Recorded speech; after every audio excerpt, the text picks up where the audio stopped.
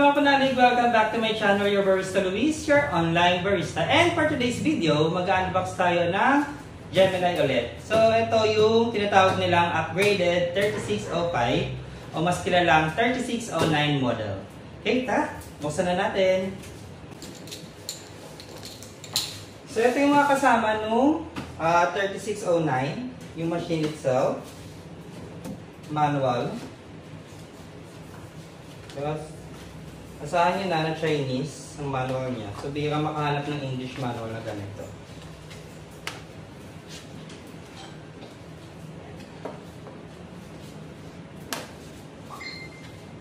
Then, yung warranty niya.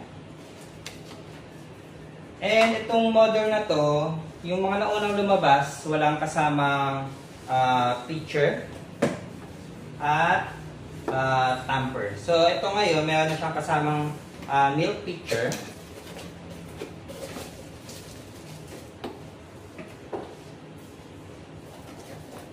And ito yung box na isa, makikita nyo sa loob.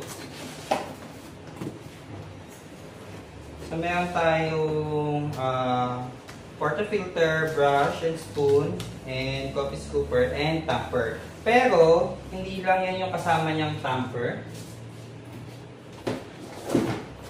So, sa model na to, ay kasama na siya tamper talaga. Okay? Hindi lang yung plastic na tamper. So, bakit siya tinawag na upgraded 3605? Because of its portafilter. So, mas mabigat na yung portafilter niya. Hindi katulad ng 3605, magaan. Then, meron siyang rubber disc for back flushing. So, pagdating naman sa features niya, same lang naman sila ni 3605. So, pinagkaiba lang nila yung design and yung portafilter. Pero ito, this time, may kasama na siyang milk pitcher and tamper na kung saan hindi nyo na kailangan bumili ng extra accessories. And ready to use na siya kung may coffee grinder na kayo.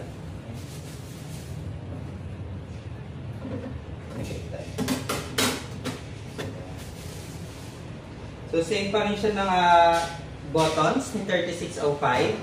You have the power switch. Ito yung sa coffee extraction niya for hot water. And ito yung sa steam. So, same din steam niya, one whole tip. And same din yung heating system nila, which is thermoblock heating system. And ito yung water tank niya, that's 1.7 liters. So, same pa din ni 3605. Ayan. So, ngayon, subukan na natin siya. Ang gagamitin nating coffee grinder ngayon ay 022, which is kay Gemini din. So, So, ito na yung machine. Ito yung power switch natin. So, the usual, yan. Hinigop na siya ng tubig. Pero usual, pag bago, yung portafilter natin, hindi natin siya maigigit na. Okay? Kasi maigpit pa yung subgroup head niya and yung rubber gasket. So, mag-hit pa siya. And ito naman yung 022 grinder natin. So, i-on nyo lang siya dyan. Nasa gilid yung power switch niya. Then, ito naman, meron siyang single shot and double shot na pwede nyong iset. Then, meron naman din siyang manual. Okay. So, ito, sineset siya by seconds. Okay. Napansin ko lang dito, medyo malaki yung milk pitcher niya. So, kung gagamitin natin ito pang steam, so, may hapan din tayo. Kasi, maliit lang naman yung ano niya eh. Yung steam wand niya. Pero try na rin natin since ito yung kasama niya, kasama doon sa machine. So papansin nyo, tumigil na yung blinking ng ilaw natin. So means ready na siyang gamitin. Then ito yung sa coffee extraction natin. So may pre-brewing pa rin din siya, same ni 3605. Then tuloy-tuloy lang din. So pag setup nito, same lang din, i-hold nyo lang siya. Then ihinto nyo lang kung saan nyo kung saan gusto nyong seconds lalabas. Same ni 3605. Kung gusto nyo 30 seconds, dun nyo i-stop. So, gano'n lang din pag-set. Same sa hot water, hold lang din. Then, kung ilang seconds nyo gusto umandar siya, like kung 20 seconds, pwede. Gano'n. So, ngayon, mag-brew na tayo ng espresso. So, usual na ginagawa natin, hindi mawawala si weighing scale. So, gagamit tayo ng 18 grams of ground coffee. And this time, ang gamit natin ay Fine Robusta from Sigay, Ilocos.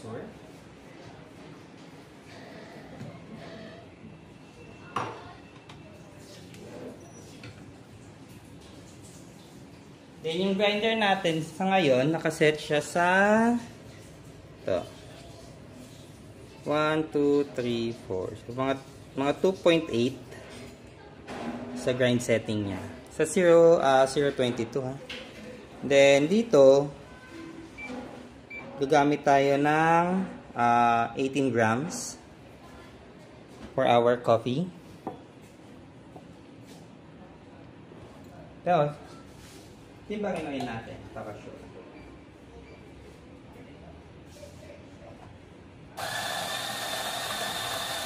So, since nakaset na siya sa timer, so automatic na rin siyang hihinto.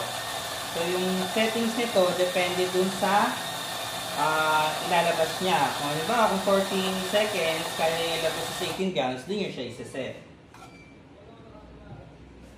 So, dito, ang 14.5 seconds ay 19.6. So, kung gusto nyo ibabaan yan, adjust nyo lang si settings dito. So, i-hold nyo lang si settings. Ay, hindi kita. So, pag nag-click siya, pag tumunog, pipiliin nyo kung ano yung isa-set nyo. Kung single shot or double shot. So, ngayon, sa double shot tayo. So, tap nyo lang si double shot and magbiblink si double shot and set. So, after niya mag-blink, pindutin nyo lang si set. Then, pwede mo nang iset yung timer ni double shot. So, ito, si single shot yung minus. Then, si double shot yung plus. So, since masyadong madami yung 14.5, try natin gawing 13.5. So, ganun lang yung pag-set kay 0.22. Pero, pwede na to. Parang di naman masayang yung ginrind natin. Bawasan lang natin yung timbang niya. So, gawin lang natin siyang 18 grams.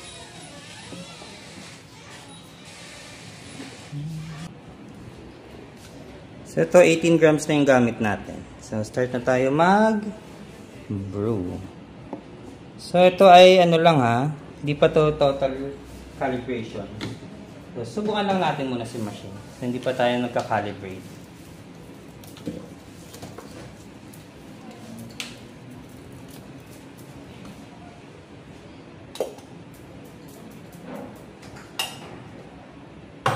And ito yung pinaka-tamper niya. Ito yung kasama ng tamper. So, ito yung gagamitin natin.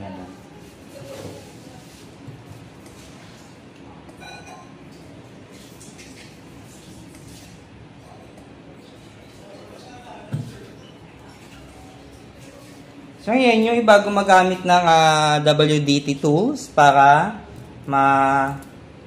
matanggal yung mga clumping nung coffee grounds natin or needle bago nila tinatamp. Okay. So, tayo wala na tayong ginamit pero pwede rin namang wala. Pwede rin meron. Okay. So, makagawa pa rin naman kayo ng espresso with or without that. Okay. So, next, palpak na natin si portafilter. Okay, good. Siyempre, hindi mawawala si weighing scale.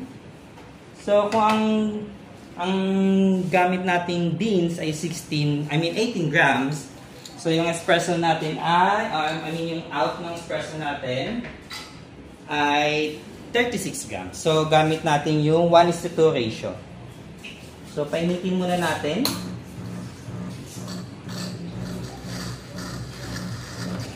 So, working din si hot water niya.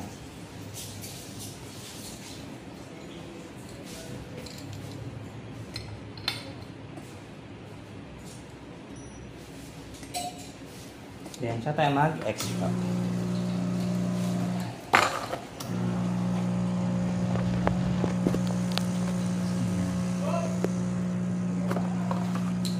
medyo mabilis yung extraction natin. So, pag ganyan, pwede mo siyang ihinto. Ito masyadong, masyadong mabilis. So, kapag mabilis yung extraction ninyo, mag-adjust tayo kay grind size sa grind setting ni coffee grinder. Okay, so, adjust muna natin. So, sa pag-adjust kay 0.22, ibababa nyo lang itong nasa gilid niya. Then, paikutin nyo siya pa tawag to counterclockwise. So, dito sa point niya. So, adjust lang tayo ng konti.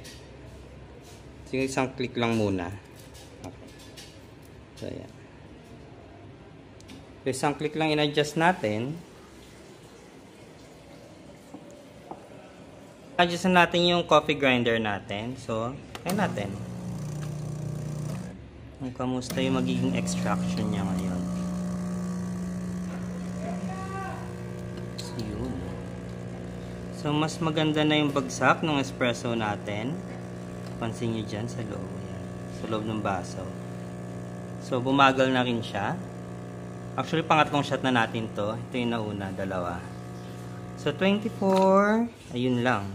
So, ang problema naman natin ngayon, hindi natin na-set yung timer. So, minto siya ng 25. So, yung default setting niya, 25 seconds.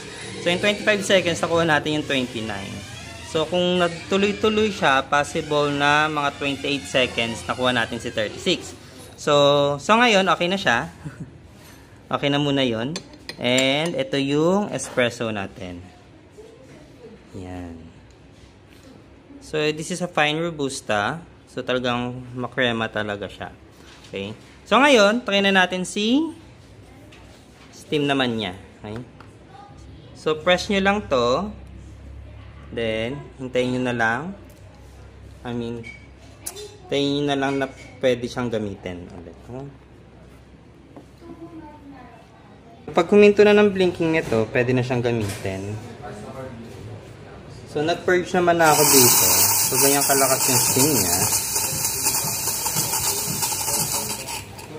So, subukan na natin siya. So, ito yung free na picture niya, nakasama. So, ito na yung gamitin natin. So, mag-aerate tayo sa first step. Ayan. Aerate or stretching or frothing. So, ini-stretch natin si milk or gumagawa tayo ng froth. Magkaroon tayo ng milk foam.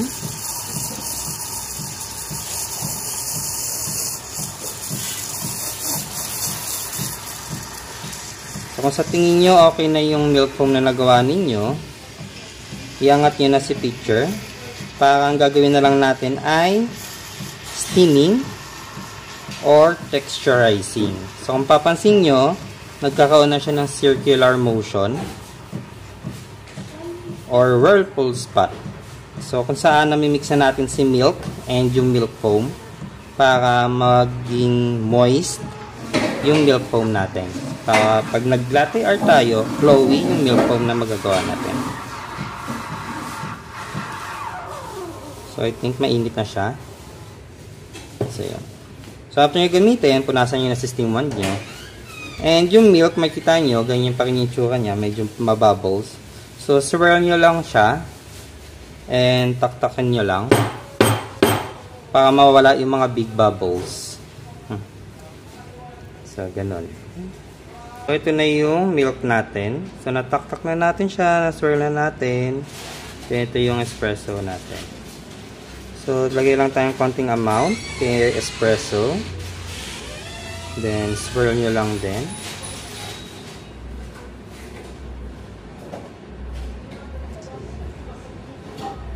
Oops.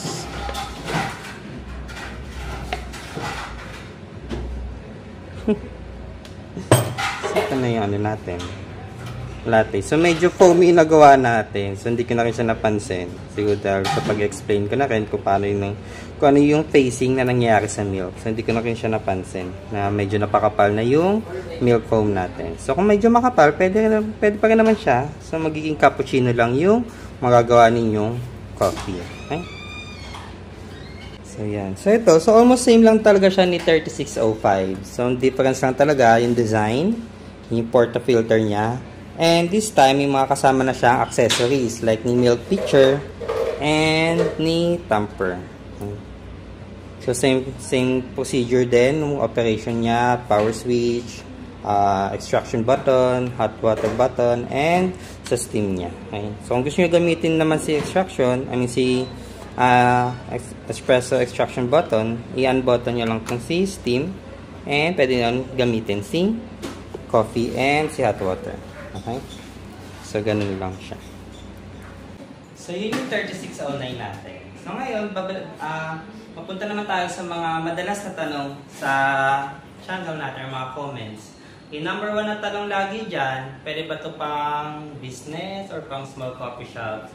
Actually, hindi siya recommended, lalo kung wala kayong alam sa pag-aayos ng coffee machines. Kasi usually, ang ganito pag ginagamit nyo sa mga coffee shops, kahit sabihin natin na small coffee shop siya, hindi tumatagal. Okay. So, madalas, sira niya thermal fuse, laging sira yung F-connector, laging sira ang gagamitin nyo for businesses, like mga small coffee shops. Okay. So, kung marunong kayo mag-ayos ng mga F-connector and thermal fuse, pwede. Okay, para at least hindi rin hassle. Kasi usually, ang problema sa mga gumagamit nito ay yung after-sales service nung binilhan nila. Okay? Kaya di ko siya recommended. Pero kung marunong naman kayo mag-ayos, sige, go, pwede siya. Kasi ako personally, may experience, nagamit ko siya in 3605. Okay? Pero, marunong naman ako mag-ayos, so wala akong problema. So, hindi ko inisip yung after sales kasi may experience naman ako. Pero yun nga, based doon sa mga nagtatanong sa akin, based sa nakita ko, yun yung mga problema nila pag ginamit nila ito sa business. Do pwede siya, pero kung gusto niyo talaga, bumili na kayo ng mas upgraded na model, like yung 3200, or mas maganda kung bumili kayo sa shop na may magandang after-sales service. Sa shop na may magandang after-sales service, yun mas maganda. Pero sa ngayon kasi, parang based sa mga comments sa mga group and sa mga tawag dito, FB group, GCs, walang consistency yung mga shops na nagbebenta ng ganitong brand. Okay? Pero yun lang naman. Then, ang next na madalas na tanong sa amin ngayon ay yung calibrations. What if hindi daw tumataas si bar, na ito na, ganyan, so and so forth. So, sa calibration naman, meron tayong separate video pagdating sa calibration. Pero, sa calibration kasi, based on my experience, pwede siyang maging 6, 7, 8 bar as long as maganda or gusto nyo yung lasa ng espresso ninyo. Okay? So, at the end of the day, babase pa rin kayo sa lasa ng espresso ninyo. So, kung ano yung preferred yung taste or profile ng espresso ninyo. Pero mostly, mga tanong dyan, bakit yung espresso ko hindi umabot ng 9, ng 8, and so on and so forth. So, check nyo yung beans ninyo kung bagong roast ba siya or stale. Pero check nyo rin sa supplier ng beans ninyo kasi number 1 din sa reason ba't hindi tumataas yung pressure burn ninyo is sa beans itself. Kasi minsan mga stale coffee or lumang coffee na yung nabibili. Okay? Then syempre, grinder. Okay? Pagdating sa calibration, magandang grinder. Mag-invest na lang kayo sa mas magandang grinder para hindi kayo mahirapan. Kasi hindi lahat ng coffee grinder kung nakikita nyo online is pwede or capable mag-grind ng pang-espresso. Okay? Then, the rest naman, more on sa tanong is sa mga sira na. Okay? So, pagdating naman sa internal naman nito, wala akong masyadong idea doon. So, hindi naman tayo coffee machine technician. Pero may mga FB group naman na sumasagot sa mga tanong pagdating sa mga sira ng mga machines. Okay? So, yun lang. And, promote ko na rin si Acape Roastery. So, dito lang kami matatagpuan sa may Binakayan, Kawit, Cavite. Search ko lang kay Google. And like nyo rin kami sa FB page, Cafe Roastery, and sa ID para updated kayo po sa mga bagong offerings namin. And kung hindi pa kayo nakapollow sa aking YouTube channel, follow na din kayo para ma-update kayo sa mga bagong videos and unboxing videos natin sa mga bagong espresso machines. Thank you! Bye!